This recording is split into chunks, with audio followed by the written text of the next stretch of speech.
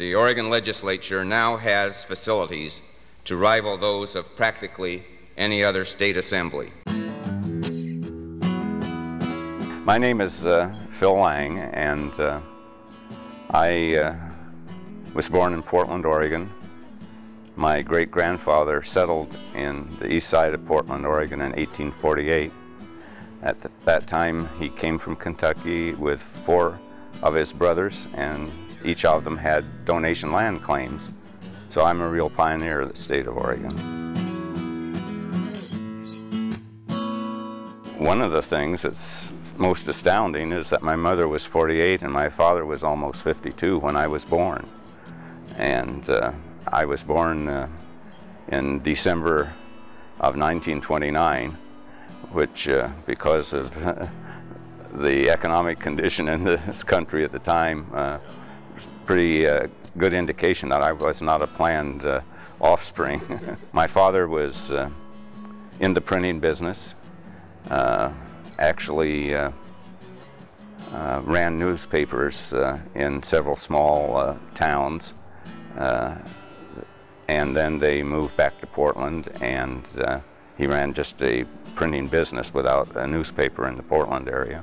One of the places that we lived in, this was during the early to the mid-30s, there was a large field across the street, and we were probably 1.5 miles from the railroad tracks, the Southern Pacific Railroad tracks.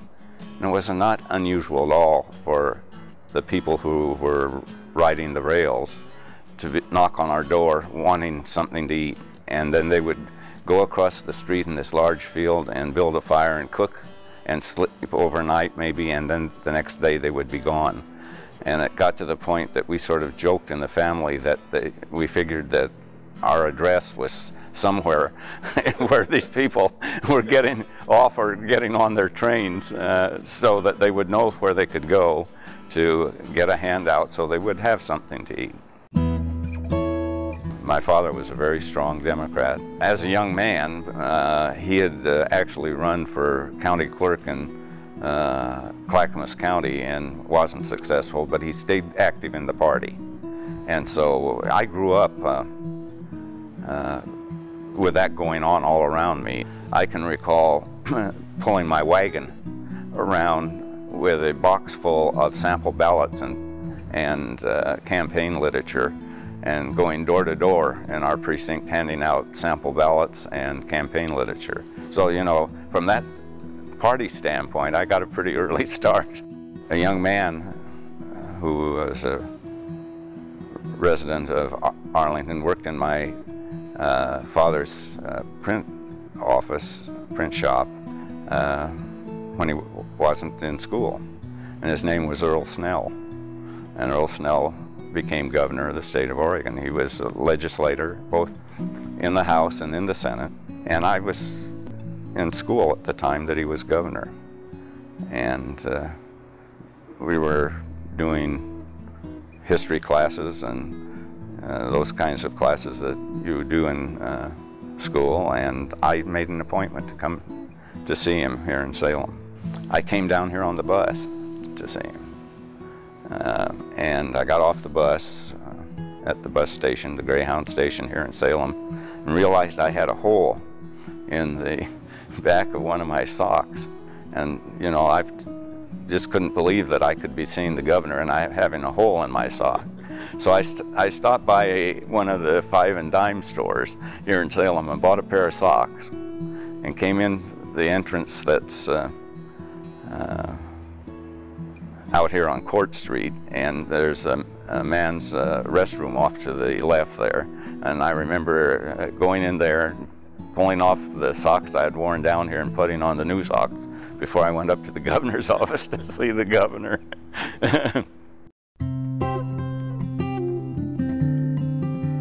I actually was interested in law enforcement because in the service I went through training as a special agent for Air Force Intelligence, and that's the work that I did when I was in the Air Force.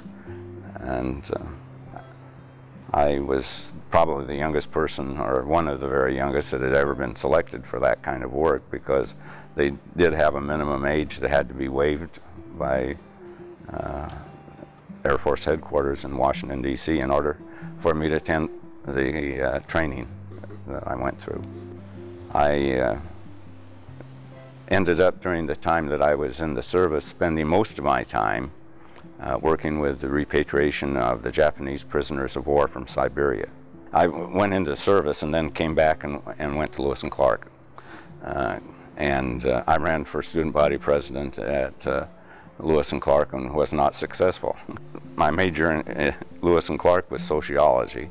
Well, I went to the state police because in sociology my emphasis was criminology by that time, and because of the training I had had as a special agent for Air Force intelligence, that had really whetted my appetite, and so I spent a couple of years on the state police force, and I decided that I really wanted to do something else, and I returned to Portland and entered law school. I enjoyed it. I really did. I think I probably am competitive enough and that I would have liked to practice law. I did not finish law school. And in fact, when I retired from business, I thought about the possibility of going back. Because of my law enforcement background, an opening came about for sheriff of Multnomah County. And I had been active in the Democratic Central Committee, and I put my name in the hat. And I was one of the 3 people who were recommended to replace Terry Shrunk, who had been elected mayor of Portland. He had been the sheriff of Multnomah County. He asked me to be his executive assistant when he became mayor. And I decided that that was something that I would like to do, and so I did that. One of the funny things that not a lot of people knew about, or even know about now in connection with my service with Terry, is that he had a boy that was at Roosevelt High School that he was very concerned that he not do something that would bring any discredit on him as mayor of the city of Portland. Well, that boy is Mike Shrunk, who has been district attorney in Multnomah County for a number of years, and one of my charges was to sort of keep my eye on Mike. And the person who had been appointed as sheriff was running for re-election, and so I decided to run against him, and I did, and I obviously was not elected. He was re-elected and served for 4 more years, and then 2 years from the time I ran for sheriff, I ran for the House of Representatives, and that came about sort of by accident, because I had returned to, in the interim, I had returned to the insurance business, and I just didn't see any way clear of, approaching my employer and saying I'd like to run for the legislature. And the next thing I knew, the vice president of the company was calling me into his office and saying, "I understand that you'd like to run for the legislature." Well, it was a domestic company based here only in Oregon, doing business at that time only in Oregon. So they had legislative interests, certainly, and they encouraged it, and I ran and I won. I spent less than $500 in that primary campaign, and I was elected.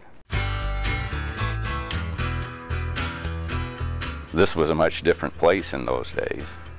The House floor was your office.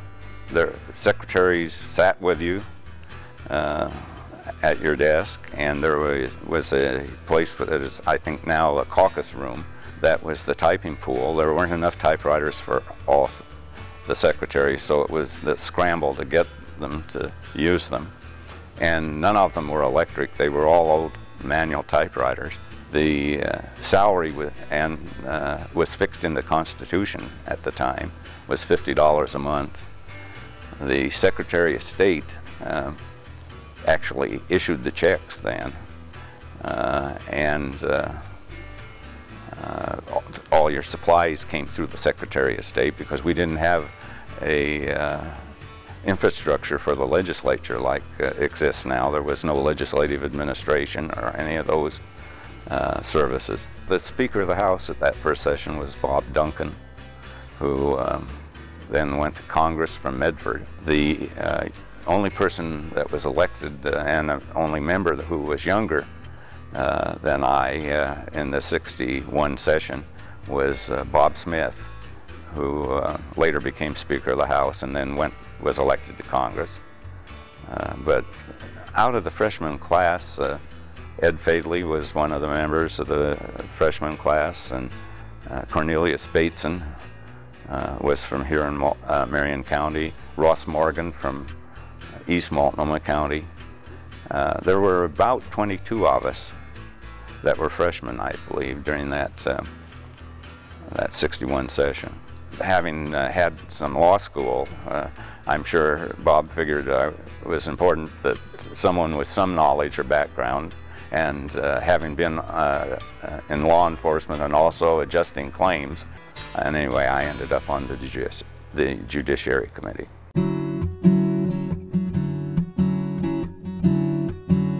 The shift from the Republicans to the Democrats took place in '72. Well, initially there were 4 of us that were candidates for Speaker. Dick Eyman and Keith Skelton and Les Aucoin and myself. The voting process was secret ballot. The person with the fewest votes dropped off, and the first one to drop off was Keith Skelton, and the second one to drop off was Les Aucoin. And Les Aucoin then met with the people who had been supporting him and urged them to vote for Dick Eyman. Anyway, went to Dick, and Dick was elected Speaker of the House. And I was elected Speaker Pro Tem and appointed as Chairman of the full Committee on Ways and Means. And then during the interim, looked like Dick Eyman wouldn't be returning to the House in the '74 election and the '75 session, and so I became an active candidate for Speaker. I went to people, all Democrats who had been elected all over the state. I actually had someone fly me in a private plane so that I could have a face-to-face talk with them and talk to them about what their interests were and how I might be able to satisfy those interests. And anyway, I was elected Speaker, and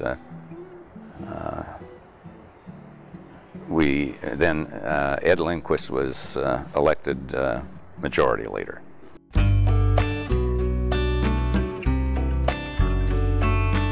One of the things that we see developing is the fact that the legislative committees are going to other parts geographically of the state. During the time that I was Speaker, both the '75 and the '77 sessions, I would invite the new members into the Speaker's office. I had a large conference table in there to lunch, and we'd have lunch brought down from the lounge, and we'd sit down and talk about what their interests were and what they were expecting to accomplish and all those kinds of things. And as they left, I had copies made of the interim committee page out of the 1929 Blue Book. And I did that mainly because that was the year I was born, you know. But the interim committees were things like legislative reform, workers' compensation, drug traffic along the Pacific coast, you know, you go down the list, and the point I was trying to drive home to them, new members come here with the feeling and idea that they're going to change the whole world overnight, is that you don't do that. You don't change the whole world overnight, and that many of the issues are with us forever, and we are solving them only temporarily with the things that we do. And I think that's something that new legislators need to know. Well, one of the things I did after the caucus, both in 75 and 77, was to ask of all of the members to list the committees that they were interested in, most interested in. And I looked for people for the chairmanships, people who had served on committees that had dealt with those issues previously. So, because you need to have someone, if at all possible, who is going to be chairman that has a history and an experience with those issues. Historical knowledge of the legislature and the legislative process is very, very important in getting to the right policy decisions. I had a big magnetic board that had the committees listed, and I had names, and I sort of locked myself up in my townhouse that I rented just north of town, and spent several days working names into these committees so that people that were assigned to the committees wouldn't have conflicts as far as when the other committee that they were on was meeting. And one of the other things I insisted on in both sessions, that people who served on Ways and Means had no other committee assignments, that they had their time dedicated to the process of appropriations. And that was a given. If they really wanted to be on Ways and Means, they knew they were going to have to give up serving on other committees. But that was an interesting process, and I did it by myself. I did it without help. The 73 session had gone longer than any previous legislative session in history, and the observers of the process were pretty upset about it. The media, the editorialized against it and everything. And one of the things that Dick did that I didn't feel was necessary, he insisted that every single bill that was introduced have a hearing. Well, that was very time consuming. I didn't feel that was necessary, so I tried to appoint very strong chairmen and people who I could just trust with the issues that they were going to be dealing with. I did not try to force issues through committees. Well, during my first session, there was a fellow from East Multnomah County who was my chair of Ways and Means, Harvey Akeson, but he had served on Ways and Means, and he had pretty much of a photographic memory, and that helps when you're dealing with as many figures as you do in Ways and Means. Dick Magruder was chair of Judiciary, and Earl Blumenauer was my chair of Revenue and School Finance. In the 77 session, I appointed Vera Katz chairman of Ways and Means. She's the first woman that had ever chaired the committee, and of course she was the first woman ever to be elected Speaker of the House. My labor chairman in the 77 session was Ted Kulongowski.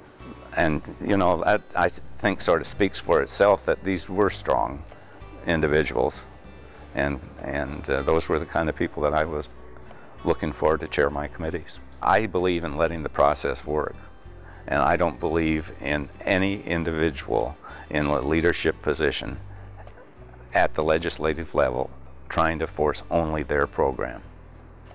I know I have a lot of people who disagree with me, but I think that citizens of the state and this nation would be much better off if the congressional or the legislative leadership did not try to force their own personal agenda. The state seal, I just thought that the rostrum looked sort of bare without something being there. And, you know, at the federal level, they have the U.S. seal or the seal of the president or the seal of whoever it is that's doing the speaking, and they put it on the rostrum. So I had that installed at the rostrum. I prided myself in the fact that I knew the rules better than anyone else in the House, including the staff. So I didn't rely on someone to be my parliamentarian. And I knew the process. I knew the script. Right now they have a written script for dealing with the day-to-day procedures of the House. I didn't use that. I didn't need to, because, you know, I knew what it was. One of the interesting things in the changes in the process that I did, and the Senate didn't adopt it right away, but they did later, is the Constitution requires 3 readings of a bill before it's passed. And we always used to do the first reading and the second reading, and then it was referred to committee, and it came back out from committee, and then they did the third reading and the passage. Well over half the bills never come out of committee. So why do the second reading until it comes back out of committee? Because the Constitution doesn't say it has to go to second reading before it goes to committee. So we eliminated that.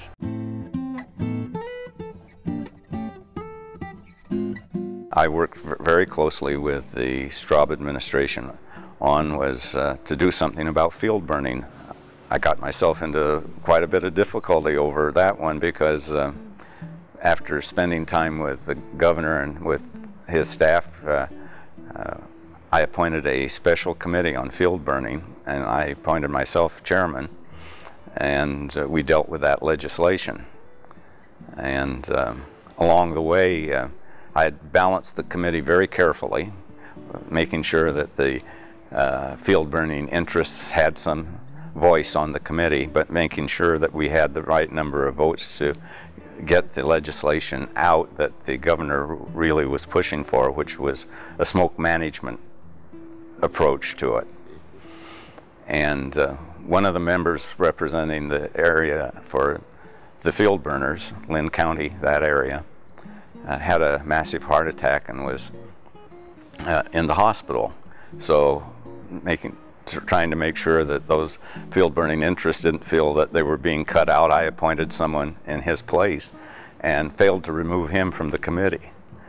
And we were having a Saturday morning meeting, and he walked about 3 days after he had had open heart surgery, 4 days maybe, you know. So I had a problem on my hands immediately, because that was actually the meeting that I wanted to move the bill and get it out to the floor so we could get action on it.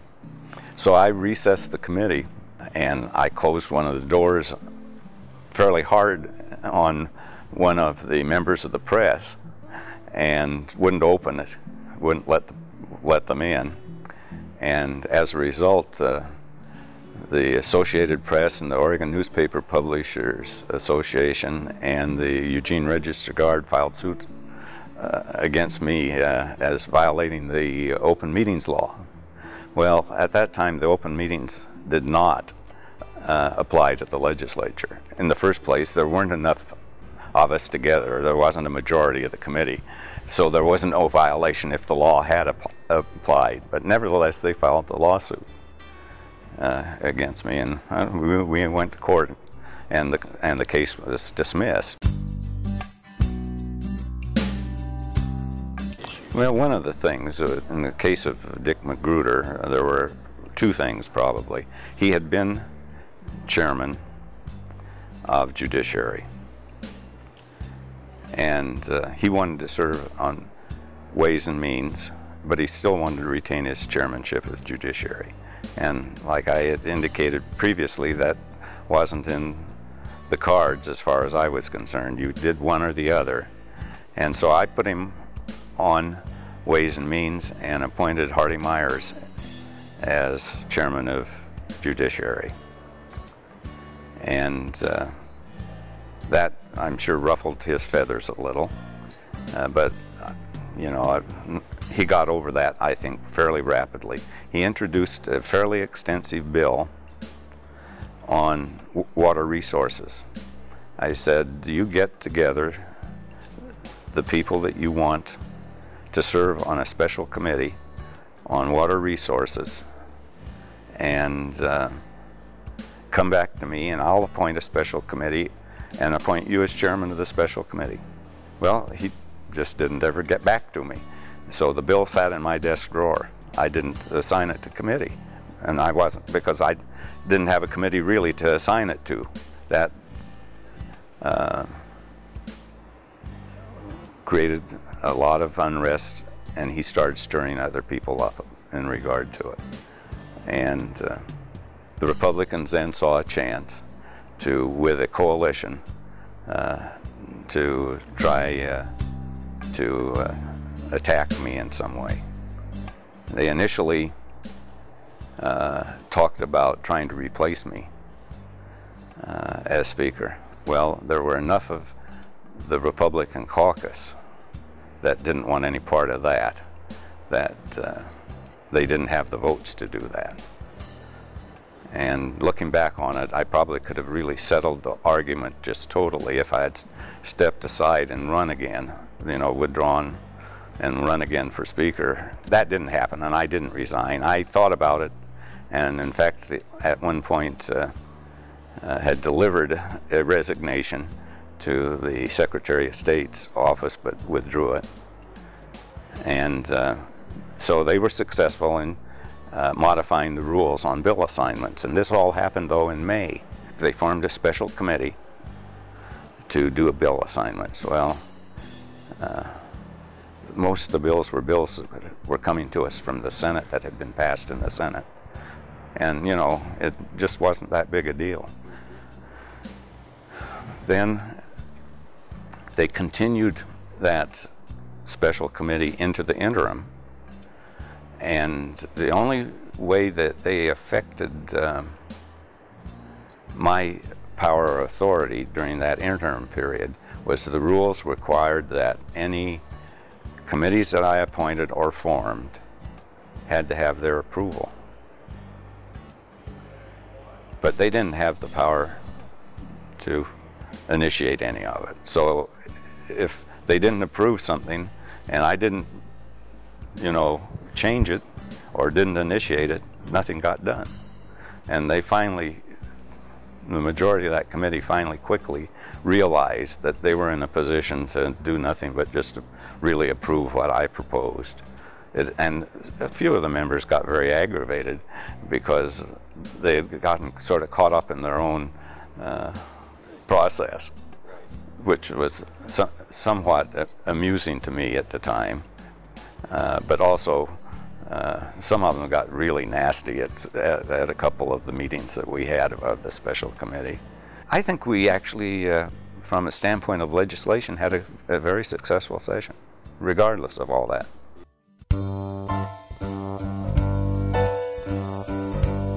Governor Straub, President Bowe, distinguished guests, I'm proud to participate in the dedication of this beautiful and needed capital expansion. Speaker Eyman had an idea of building an addition to the Capitol that was underground to the west of the Capitol building in Wilson Park, and then building the park back over the underground facility. Well, not only was it not very practical, because there are certain times of the year that the water table in the Salem area is very high.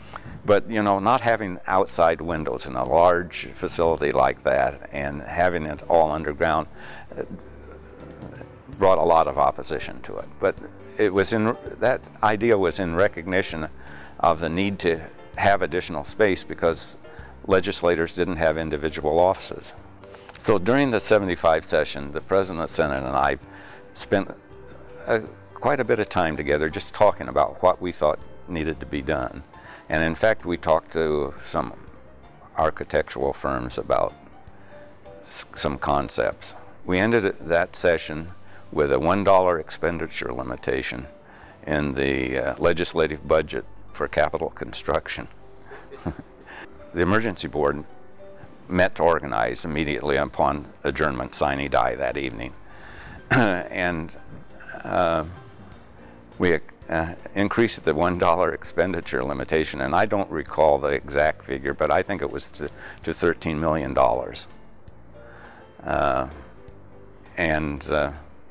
The firm that we had been talking with about the concepts had some preliminary drawings, and they were hired.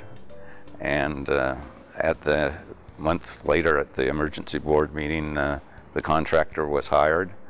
And well, they broke ground, my guess is it was within 45 days after we had adjourned sine die in order to start construction on the Capitol edition of the wings. As a result, though, of all this going on, Jason Blow, President of the Senate, was still practicing optometry in Reedsport and just couldn't be here. And I was 50 miles away, so I would work until noon in Portland at the insurance company and get in my car and head for Salem, be in the office here in the afternoon, stay in my townhouse overnight, come back the next morning here, and drive at noon back to the insurance company. It was just back and forth during that period of time. And one of the main reasons for it is that, as anyone knows, with a large construction project, there are change orders that need to be okayed. And, you know, even though legislative administration was charged with the oversight, you know, the final person that they looked for to sign off on the change orders was either one of the presiding officers. So I really had to be here. The leader of the Republican Party in the House, Roger Martin, filed suit against the Oregon Building Authority, and that took it to the Supreme Court, and they decided that it was unconstitutional. But by that time, the money had been spent and the wings had been built. The bill was introduced in the Senate and passed the Senate quite rapidly, and came to the House, and we brought it to the floor, and there weren't enough votes to pass it, even though we had a majority. The Democrats had a majority in the House, but there was the beginning of a sort of disaffection of some of the Democrats at the time, and it was a solid no vote from the Republicans. Well, I left the rostrum and went back into the Speaker's office and called Roger into the office because he was Majority Leader. I said, this has got to pass. And I said, you know it as well as anyone, is that we've got to restore the money to the state treasurer. And I said, I think that you need to probably meet with your members in caucus and explain to them that perhaps they're going to have to vacate their offices, those people who are voting against this appropriation bill. And so anyway, they held a caucus and they came back onto the floor, and there were more than enough votes to pass the appropriation. They were just playing fun and games is all, and to make me sweat a little.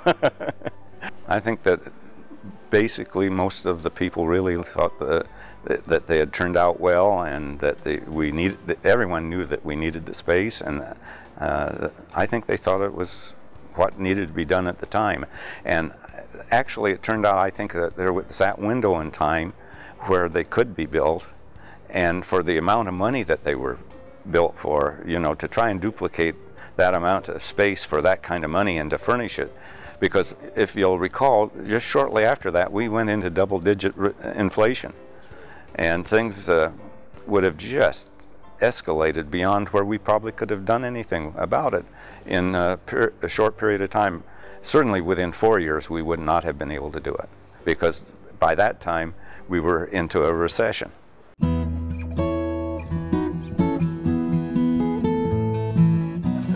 It was much better than I've observed it to be, and I think there are a lot of external reasons for that. One of the things is that our office was on the floor, and so we had a lot of give and take with each other when we weren't in committees.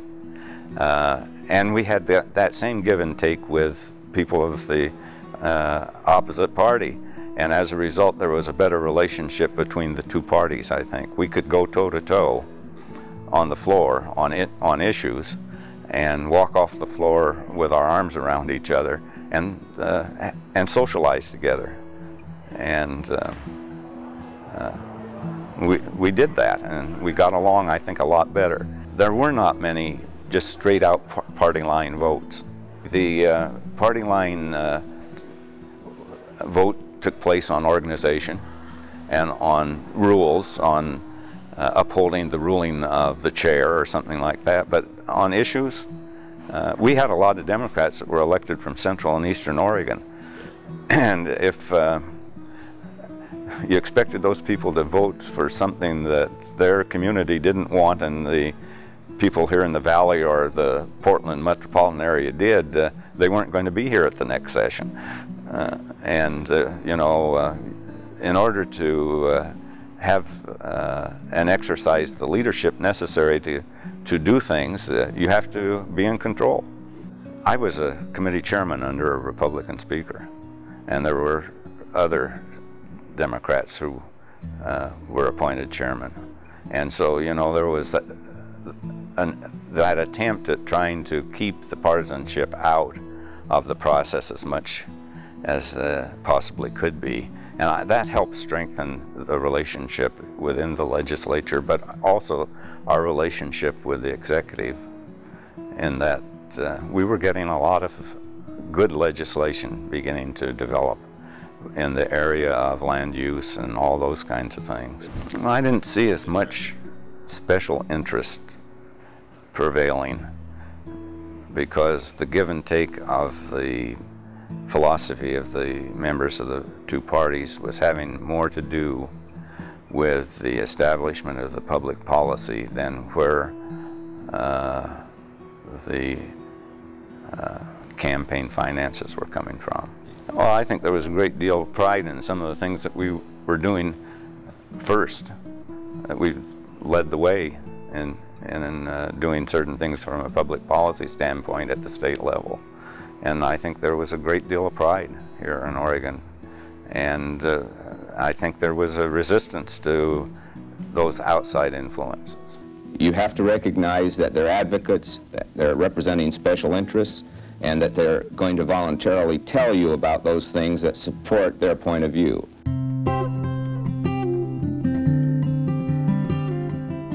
I ran again. Well, the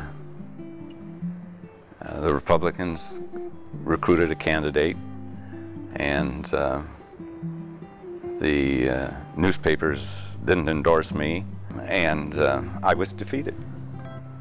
The thing they put out is that in trying to streamline the process, we started doing a lot of pre-session bill filing. And that's something that the President of the Senate and I really initiated during the time that we were in office. We showed that the bills were introduced by order of the Speaker or by order of the President, and these were the interim committee bills. And there was a bill that dealt with taxing at a lower level fraternal organizations and churches for basic police and fire services that they get. And they used that in the campaign against me, as though that was my bill. Well, it was strictly, you know, an administrative thing that had occurred. But by the time that I realized what was going on, it was too late to respond to it. And I think that had more to do with my defeat than almost anything. The only sad part about it, after 18 years, you know, that's a long time to serve. The only sad part looking back on it is the fact that the woman who defeated me only served one term because she didn't like it. But, you know, she had really been recruited and pushed by the Republican Party to oppose me. And actually, you know, collegial towards each other today.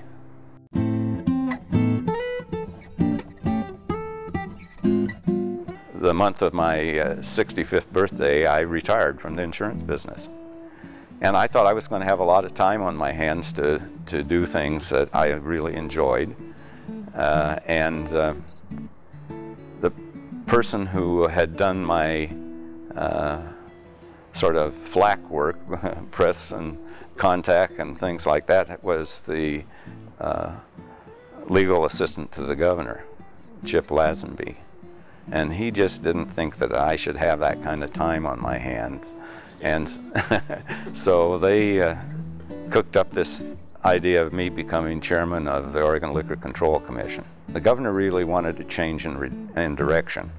The commission, he felt, had been too lax in its enforcement and its regulation of the alcohol beverage industry. And he appointed me as chairman, and former Republican House Majority Leader as one of the members at the same time, Ray Baum. And we have made a difference. We have changed the direction of the commission.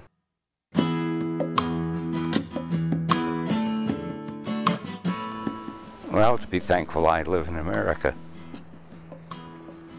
and that someone like myself could participate to the extent that I did, and to have the influence that I did.